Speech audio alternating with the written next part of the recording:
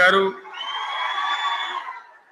Janagama MLA గౌరవనీయులు పల్లా రాజేశ్వరరెడ్డి గారు, ఇదే ప్రాంతానికి చెందిన మరో మాజీ మంత్రివర్యులు గౌరవనీయులు కొప్పుల ఈశ్వర్ గారు, పేర్లు చాలా ఉన్నాయి, తెల్లారితో చదవానంటే.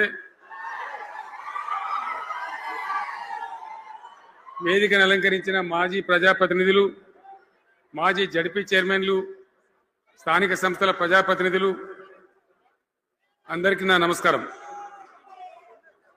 ఇదే జగిత్యాలకు సంబంధించినటువంటి అలిశెట్టి ప్రభాకర్ అని ఒక కవి ఉండేవాడు.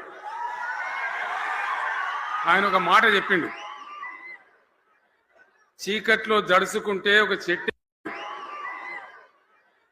చీకట్లో జడుసుకుంటే ఒక చెట్టే నీ చుట్టూరా అరణ్యమై భయపెడుతుంది, గుండె అంటూ కలిగి ఉంటే గుండె ధైర్యం ఉంటే నీ వెంట అదే పెద్ద సైన్యమై నిలుస్తుంది అని చెప్పిండు.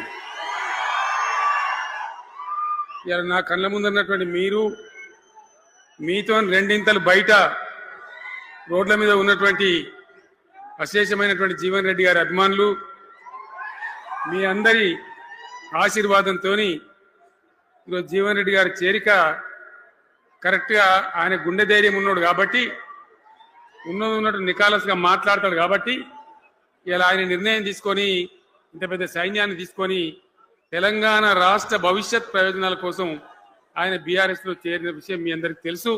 ఆయన వెంట మీరందరూ వచ్చి ఎవరైతే అందరూ ఈరోజు చేరినరో, ఇంకా రాని వాళ్ళు కూడా ఉన్నారో గ్రామాలలో, పట్టణంలో, మీ అందరికీ ముఖ్యంగా జీవనన్న గారికి, ఆయన వెంట వచ్చినటువంటి ప్రతి పౌరుడికి, ప్రతి అన్నకు, ప్రతి తమ్ముడికి, ప్రతి చెల్లెకి కూడా పేరు పేరున బీఆర్ఎస్ రాష్ట్ర అధ్యక్షుడిగా నేను హృదయపూర్వకమైన స్వాగతం, సుస్వాగతం తెలియజేస్తా ఉన్నాను. జీవన్ రెడ్డి గారి గురించి నేను ఎక్కువ చెప్తే మాది మేమేదో డబ్బా కొట్టుకున్నట్టు అవుతుంది. ఎందుకంటే ఆయన గురించి మీ లోపల తెలియని వాళ్ళు ఎవరు లేరు ఇక్కడ. 40-45 సంవత్సరాల నుంచి మేము స్నేహితులం, చాలా దగ్గర మిత్రులం. వారు చెప్పిన వారి ఉపన్యాసంలో భిన్న రాజకీయ సిద్ధాంతాల వల్ల విడివిడిగా పనిచేసినాం కానీ మా స్నేహితంలో ఎప్పుడు లోపం లేదు. చాలా చాలా బాధలు, మంచి చెడ్డ సుఖాలన్నీ కలిసి పంచుకునే వాళ్ళం, అభిప్రాయాలు కూడా కలిసి పంచుకునే వాళ్ళం. బాబు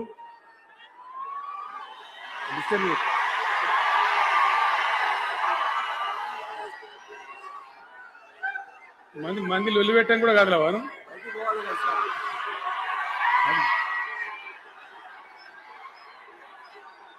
చాలా కలిసి పనిచేసినాం. ఆయనకుండే నిబద్ధత, ధైర్యంగా ప్రజా జీవితంలో పనిచేసిన పద్ధతి ఎంతమందికో చాలా మందికి ఆదర్శంగా నిలిచినటువంటి వ్యక్తి. జగిత్యాలలో ఆయన పుట్టి పెరిగి రాజకీయంగా చాలా పెద్దవాడు అయినాడు మీ అందరి దీవెనతో.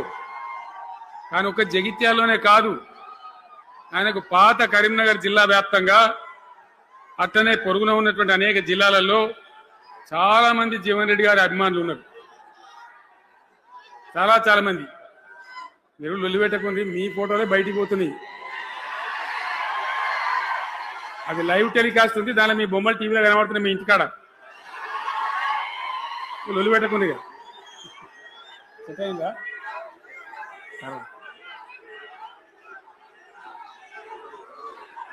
సో అట్లా